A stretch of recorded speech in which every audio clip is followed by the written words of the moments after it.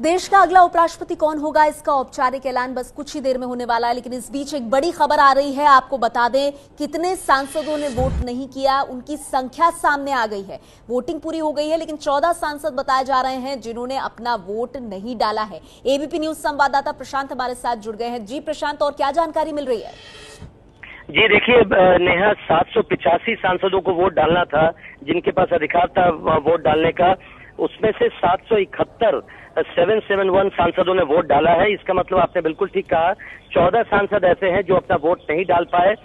और मतदान का जो प्रतिशत है वो 98.29%, लगभग 98.5% मतदान पड़ा है। जो 14 सांसद हैं उनमें से जिनका नाम अभी तक पता चल पाया है, 5 सांसद जिसमें 2 बीजेपी के हैं, सांवर लाल जाट जो राजस्थान से सांसद है और विजय गोयल जो राज्यसभा सांसद है राजस्थान से ही। दोनों की तबीयत खराब है, कुछ दिनों पहले ही वो अस्पताल में भर्ती थे, तो वो दोनों नहीं आ पाए। इसके अलावा तृणमूल कांग्रेस के 2 सांसद हैं, कुणाल घोष जो राष्ट्रपति जिन पर एक केस में मुकदमा चल रहा है, उसमें वो राष्ट्रपति चुनाव में तो उन्होंने वोट डाला था परमिशन लेकर, लेकिन उन्हें कोलकाता छोड़ने की इजाजत नहीं है। और इस चुनाव में वोट डालने के लिए उन्होंने अनुमति मांगी थी कोर्ट की, लेकिन कोर्ट में मामला लंबित है, कोई फैसला नहीं आ पाया, लिहाजा वो वोट डालने नहीं आ पाया। अभिषेक बनर्जी तृणमूल कांग्रेस के एक और सांसद हैं जिनके आंख का ऑपरेशन हुआ है, वो हैदराबाद में है, तो इसलिए वो नहीं आ पाए। और एक मौसम नूर जो कांग्रेस की सांसद है, वो भी तबीयत खराब होने की वजह से नहीं आ पाए। तो 5 सांसदों के नाम तो अभी पता चले हैं। और मैं आपसे बात कर रहा हूं, अभी 2 मिनट पहले एक और सांसद पहुंचे हैं, जो केरल के सांसद हैं, राज्यसभा सांसद हैं।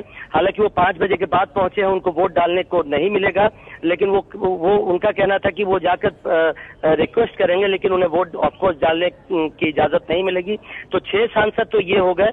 अभी पार्टियां धीरे धीरे निकाल रही हैं कि कौन कौन से सांसद वोट नहीं करने आ पाए हैं, लेकिन 771 सांसदों ने वोट डाला है 785 सांसदों में। तो इसी में से अब वोटों की गिनती होगी। और जैसा मैं पहले कह रहा था, उसमें भी थोड़ा मॉडिफिकेशन है।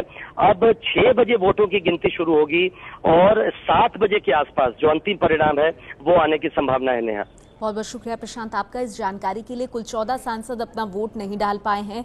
बीजेपी के भी 2 सांसद, टीएमसी के भी 2 सांसद, कांग्रेस की 1 सांसद इसमें शामिल हैं। बड़ी जानकारी प्रशांत ये दे रहे हैं कि अब वोटों की गिनती शाम 6 बजे शुरू होगी और शाम 7 बजे तक हमें ये उम्मीद करनी चाहिए कि देश को उनके 15वें उपराष्ट्रपति मिल जाएंगे। हालांकि इसमें बहुत ज्यादा सोचने की जरूरत नहीं है, पूरा अंकगणित वेंकैया नायडू के पक्ष में है। उपराष्ट्रपति चुनाव के लिए एनडीए उम्मीदवार वेंकैया नायडू का मुकाबला, आपको बता दें, विपक्ष के उम्मीदवार गोपाल कृष्ण गांधी से है। लेकिन वेंकैया की जीत तय मानी जा रही है, क्योंकि जैसा कि हमने आपको बताया, आंकड़े उनके साथ हैं। राष्ट्रपति चुनाव की तरह ही प्रधानमंत्री नरेंद्र मोदी उपराष्ट्रपति चुनाव के लिए भी सबसे पहले वोट डालने पहुंचे। इस दौरान एनडीए के उपराष्ट्रपति पद के उम्मीदवार वेंकैया नायडू संसद भवन में ही मौजूद थे। आंकड़ों के हिसाब से वेंकैया नायडू का उपराष्ट्रपति बनना तय है।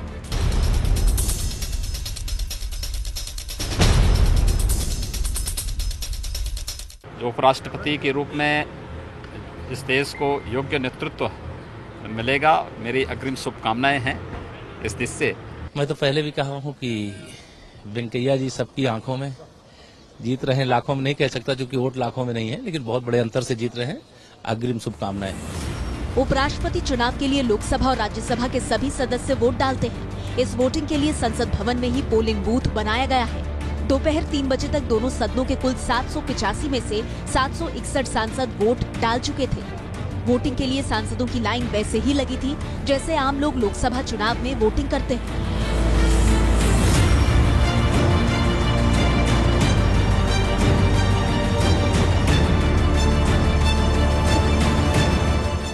वोटिंग से पहले ही वेंकैया नायडू ने कहा कि अब वो किसी पार्टी के नहीं हैं।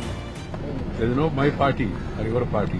Now I am a non-party man, and majority of the political parties in India are supporting my candidature.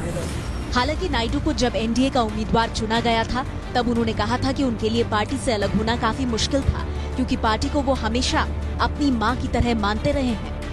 I lost my mother at a very young age. I want to put it on record. Of 1 year, 6 months. Then I treated my party as my mother, and they have really brought me up to this level. So it was really a little painful to leave the party. So that's why I became a little emotional. देश का दूसरा सबसे बड़ा संवैधानिक पद होता है उपराष्ट्रपति का। राज्यसभा का सभापति होता है उपराष्ट्रपति। अब चूंकि एनडीए को राज्यसभा में बहुमत नहीं है, लिहाजा एनडीए को उम्मीद है कि वेंकैया नायडू के सभापति के कुर्सी पर होने से सरकार की मुश्किलें काफी हद तक कम हो सकती हैं। उपराष्ट्रपति चुनाव में जीत के लिए 394 वोटों की जरूरत है, जबकि वेंकैया के समर्थन में वोटिंग से पहले ही 497 सांसदों के समर्थन का दावा किया गया। नायडू के खिलाफ विपक्ष के उम्मीदवार के तौर पर गोपाल कृष्ण गांधी हैं। I am contesting for the Vice President of India as nominated by number of political parties.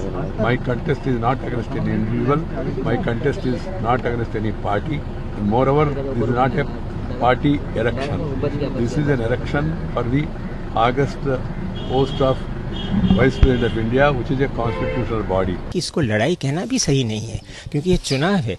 चुनाव का मकसद क्या होता है? चुनाव का मकसद होता है चुनना, और वह मकसद हमारे संविधान ने, हमारी राजनीतिक व्यवस्था ने हमको दिया है, और इसी अधिकार के लिए, इस चुनावी राजनीतिक अधिकार के लिए ही हम स्वतंत्र हुए हैं। आंध्र प्रदेश के नेल्लौर के रहने वाले वेंकैया नायडू 40 साल से राजनीति में हैं। एनडीए की सरकार में वेंकैया ने कई अहम मंत्रालयों की जिम्मेदारी संभाली। उपराष्ट्रपति पद के उम्मीदवार बनने से पहले नायडू मोदी सरकार में शहरी विकास मंत्री थे। ये है एबीपी न्यूज़, आपको रखे आगे।